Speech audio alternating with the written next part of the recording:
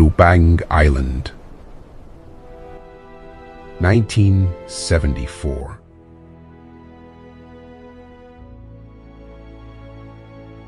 Nearly 30 years, one man had lived hidden beneath this jungle canopy.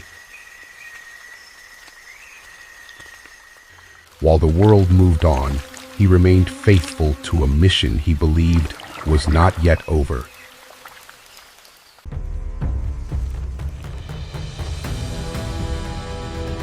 Every sunrise, every patrol, every night, he prepared for an enemy he was certain would return.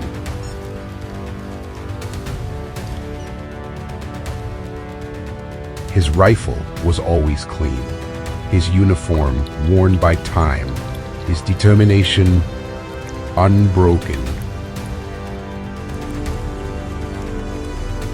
But how did one man become trapped in a war that had ended decades earlier?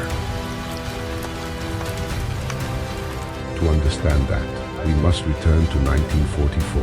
Hiroo Onoda was a young intelligence officer of the Imperial Japanese Army, selected for advanced training at the prestigious Nakano Military Intelligence School.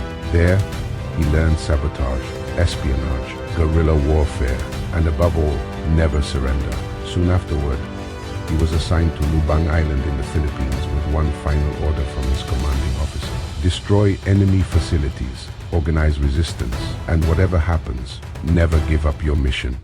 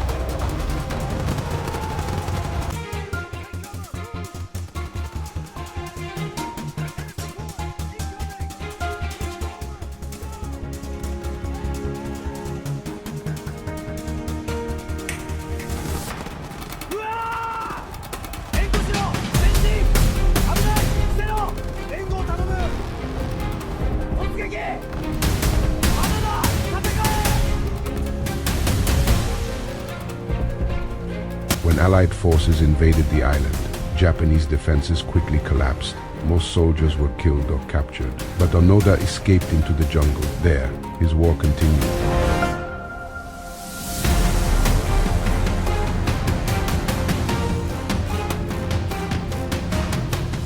Years passed. His companions disappeared. One by one, leaflets fell from the sky announcing Japan's surrender.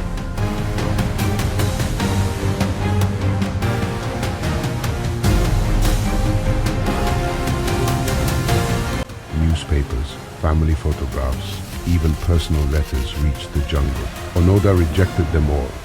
He believed every message was enemy propaganda designed to lure him out.